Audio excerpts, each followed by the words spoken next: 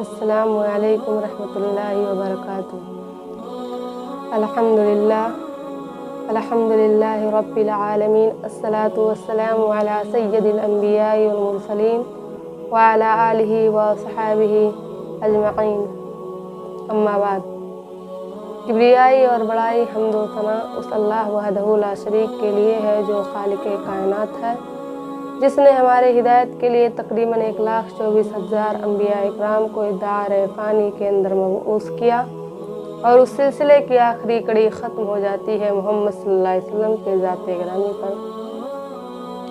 अल्लाह रब्बुल आलमीन की बारगाह में दुआ करती हूँ कि अल्लाह हमें कहने सुनने से ज़्यादा उस पर अमल करने की तौफ़ीक़ अता फरमा। अब ज़्यादा कुछ ना कहते हुए अपने बात को आगे बढ़ाना चाहती हूँ। आज मैं आप लोगों की खिदमत में रबीउल अव्वल के मौजू पर कुछ बात बताने की कोशिश करूँगी। अगर आप लोगों को मेरी वीडियो पसंद आए तो लाइक करें और मेरे चैनल सिस्टर इन्फो को भी सब्सक्राइब करें।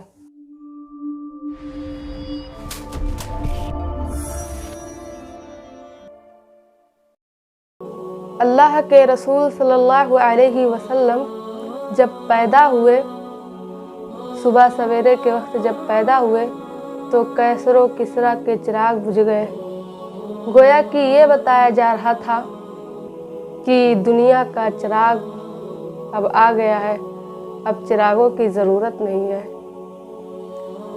अल्लाह के रसूल सल्लल्लाहु अलैहि वसल्लम को कुरान करीम में सिराजम मुनीर कहा गया है, चमकता हुआ चिराग, सिराज मुनीर आपको सल्लम को कहा गया है। आप सल्लल्लाहु अलैहि वसल्लम की तारीख़ विलादत आज मुसलमानों में मशहूर हो गया है कि आप सल्लल्लाहु अलैहि वसल्लम 12 रबीउल अव्वल को पैदा हुए, लेकिन ये बात तहकीक के ख़िलाफ़ है। असल बात, सही बात तो ये है कि अल्लाह के रसूल सल्लल्लाहु अलैहि वसल्लम पैदा हुए 9 रबीउल अव्वल 2 शंबा के दिन, अरबी महीने के हिसाब से 9 रबीउल अव्वल 2 शंबा के दिन सुबह सवेरे आपकी विलादत हुई और अंग्रेज़ी महीने के हिसाब से अप्रैल 20 या 22 अप्रैल को पैदा हुए 571 में।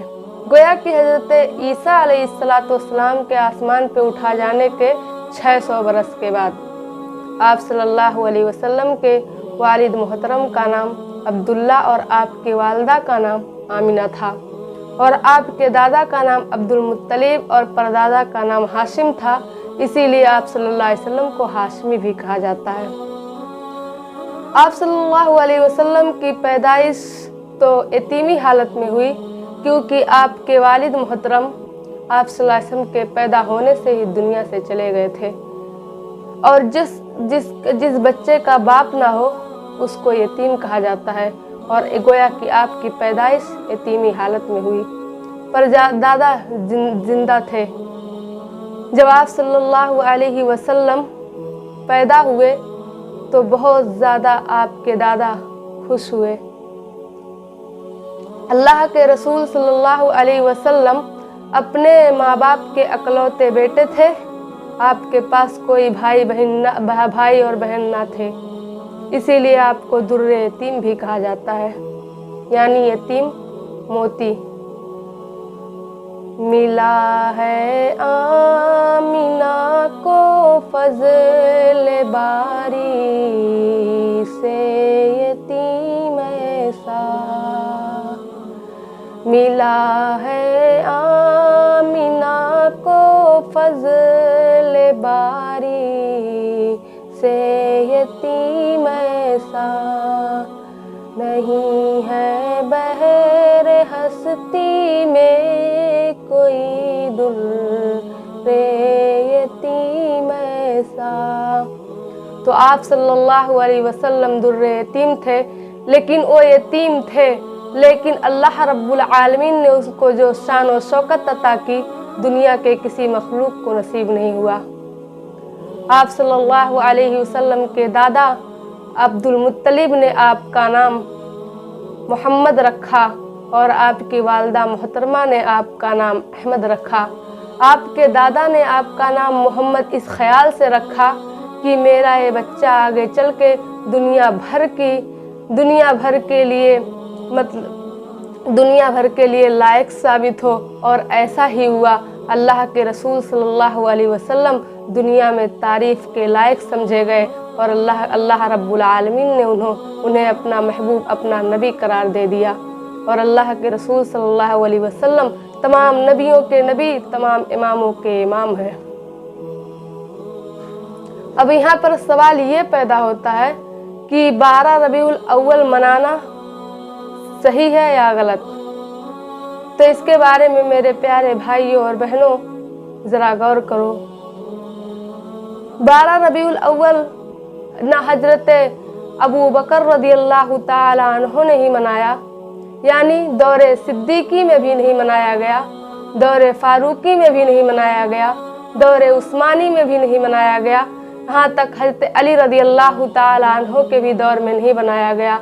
और ना ही इमाम हसन, इमाम हुसैन ने मनाया और ना ही सहाबे इकराम ने मनाया, ना ही ताबईन और तबे ताबईन ने मनाया।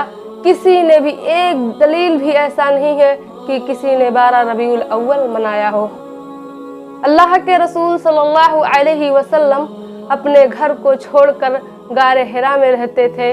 क्यों? इसलिए कि कुफ्फारे मक्का जाहिल थे और उन लोग के साथ अल्लाह के रसूल स्वयं को रहना अच्छा नहीं लगता था। इसीलिए आप सल्लल्लाहु अलैहि वसल्लम गारे हिरा में रहते और अल्लाह की तरफ ध्यान लगाते और अल्लाह को याद करते। एक बार अल्लाह के रसूल सल्लल्लाहु अलैहि वसल्लम, आपको नबूवत कितने उम्र में मिली? जब आप सल्लल्लाहु अलैहि वसल्लम 40 साल के हुए तो उसी उम्र में आप सल्लल्लाहु अलैहि वसल्लम को नबूवत मिली। तो अल्लाह के रसूल सल्लल्लाहु अलैहि वसल्लम गारे हिरा में ही थे कि हज़रत जिब्राइल अलैहिस्सलातु वस्सलाम आपके पास आए और कहा पढ़ो। अल्लाह के रसूल सल्लल्लाहु अलैहि वसल्लम ने कहा मैं पढ़ना नहीं जानता।